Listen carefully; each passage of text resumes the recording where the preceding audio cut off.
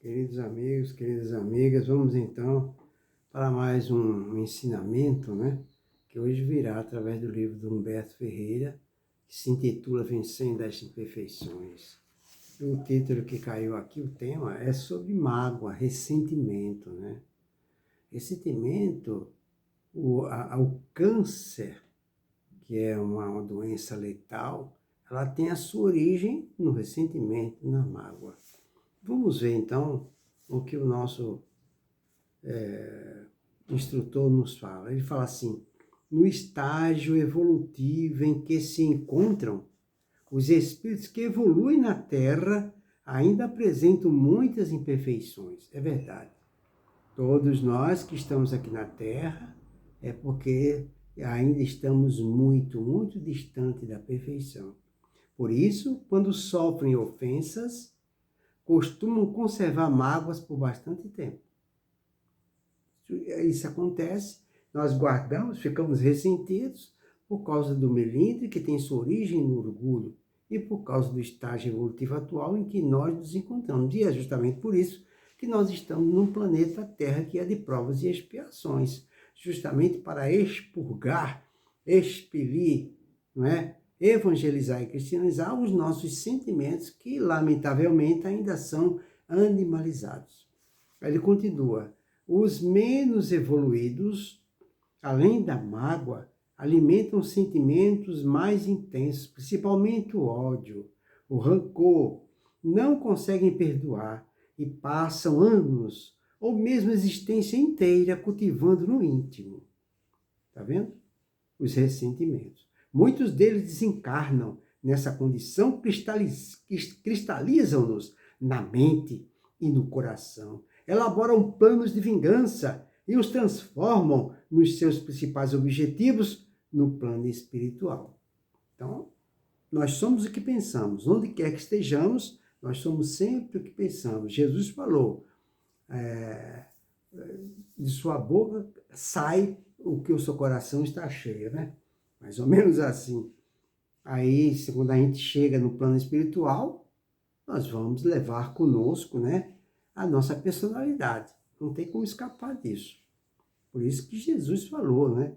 Reconcilia-te com o teu próximo, depois vem a mim. Nós temos que recorrer a Jesus quando precisarmos dele, com pureza de coração, para que dessa forma façamos jus, não é, a receber aquilo que ansiamos tanto. Aí ele continua: mágoa, amargura, ódio, ira, cólera ou rancor são prejudiciais aos que os cultivam, pois podem provocar desequilíbrios ou desencadear doenças psicossomáticas, que quase sempre deixam sequelas perispirituais, mesmo depois de desencarnados.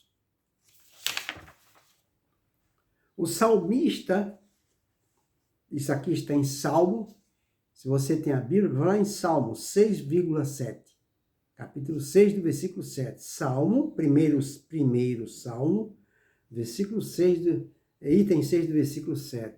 O salmista fala que os olhos sofrem um processo de amortecimento por causa da mágoa.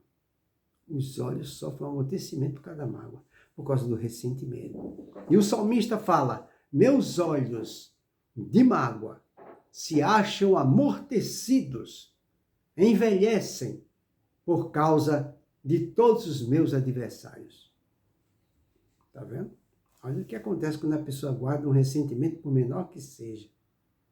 Porque se alguém nos magoa, nos ofende, nos prejudica, nos distrata, nos prejudica severamente, nós temos que responder com o sentimento do perdão, da complacência, da transigência, orar para essas pessoas, porque todo sentimento que eu passo para ela, desejo para ela, transmito para ela, volta para mim, e se for bom, vai me fazer bem, se for de perdão, vai me fazer bem, se for de complacência, transigência, paciência, se for de orações, vai voltar para mim, volta para nós. Aí ele continua: tanto homens como espíritos permanecem em um estado de infelicidade quando cultivam esse tipo de sentimento.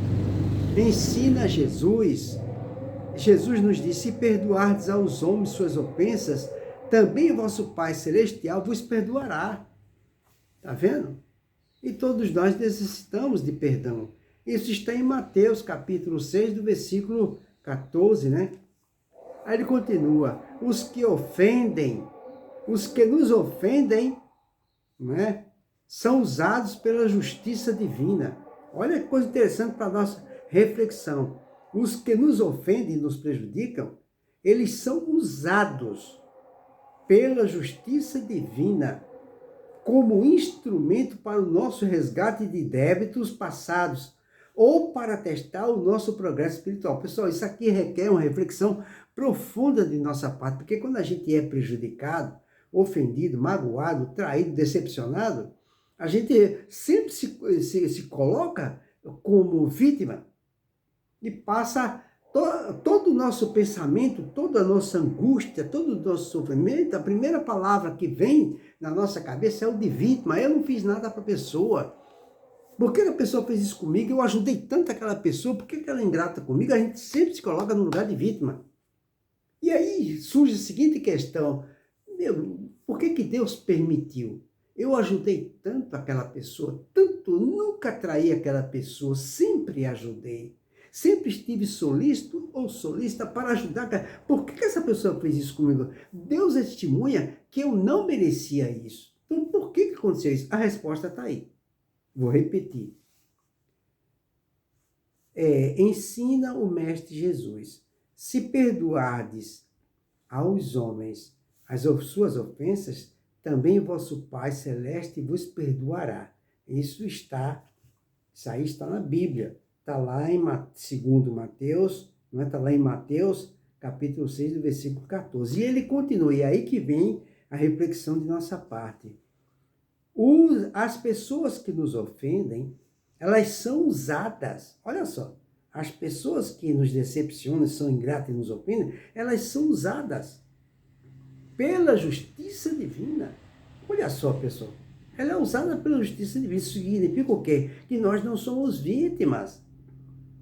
Significa que isso aí é o mal necessário. Ó, os que nos ofendem, nos prejudicam, nos maltratam, são usados pela justiça divina como um instrumento para o nosso resgate de débitos. Olha só. Os débitos passados. Ou então para testar o nosso progresso espiritual. Das duas, uma, ou é para a gente saldar a dívida, que a gente em algum momento da nossa vida a gente prejudicou alguém, estamos em débito com as leis divinas, e Deus nos proporciona uma oportunidade de saldar essa dívida. É quando Ele coloca em nossas vidas, no nosso caminho, pessoas que nos ofendem e nos maltratam. Para que dessa forma, né, isso chama-se oportunidade. E não prejuízo, é oportunidade. Ou o fato se justifica por essa linha de raciocínio, por esse fato, né, por essa situação, ou então Deus coloca a gente à prova para o nosso progresso, é o que ele fala aqui. Tá vendo? Vou repetir. As pessoas que nos ofendem, nos traem, nos maltratam, são usadas pela justiça divina como instrumento para o nosso resgate de débitos passados. Ou então para testar o nosso progresso espiritual. A gente precisa ser provado, passar por um teste, para comprovar se aquilo que eu aprendi é apenas uma teoria ou uma prática. Eu tenho que provar na prática.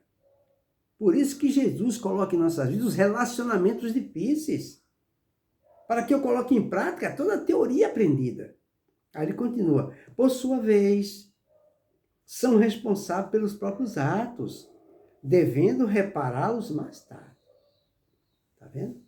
Ao rogarmos a Deus que nos perdoe as dívidas ou ofensas, nosso pedido pode ser atendido, mas com a condição de perdoarmos aos que nos ofenderam.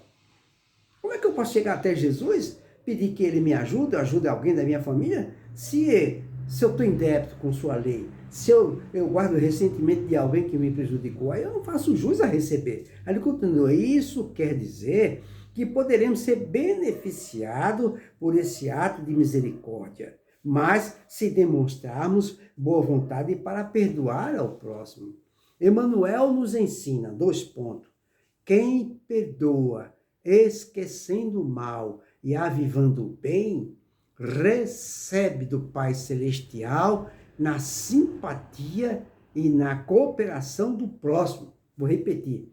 Nos ensina Emmanuel, quem perdoa, esquecendo o mal e avivando o bem, recebe do Pai Celestial na simpatia e na cooperação do próximo o alvará da libertação de si mesmo, habilitando-se a sublimes renovações.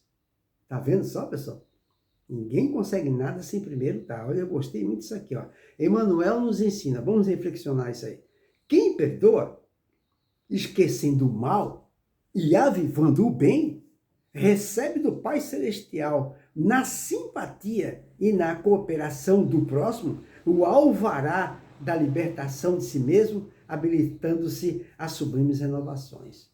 Então, quando uma pessoa nos ofende, nos maltrata, nos ultraja, nos trai, nos decepciona, é ingrato, então quando a gente perdoa, a gente fez jus a receber, porque é dando que se recebe. Ninguém consegue nada sem primeiro dar. Então, o que acontece? Quando eu revido uma energia contrária, que é uma energia oposta, que é a energia do bem e do perdão, eu fiz jus a receber. E quando eu faço jus a receber, esse benefício virá através de qualquer pessoa. Às vezes de uma pessoa que a gente nem conhece, às vezes de um livro que a gente lê, que muda os nossos pensamentos e nos eleva os nossos sentimentos. Aí ele continua, o sábio instrutor que é Emmanuel, aponta esse nobre sentimento como meio de libertação e de renovação interior. Aqueles que desenvolvem a capacidade de perdoar têm melhores condições e mais facilidade de estabelecer sintonia com os bons espíritos, exatamente. O rancor, o ressentimento, ele é característico dos espíritos pouco evoluídos. Isso pode ser confirmado observando-se o grau evolutivo das entidades que conservam esses sentimentos inferiores quando se comunicam nas reuniões mediúnicas. Mágoa, amargura, ódio ou rancor são sentimentos negativos que reforçam a inferioridade do espírito, retardando-lhe a evolução espiritual. O perdão liberta-o, impulsionando-lhe o progresso moral. Fica aí, portanto, para nossa reflexão, esse ensinamento maravilhoso que chama-se a necessidade em nós de perdoar.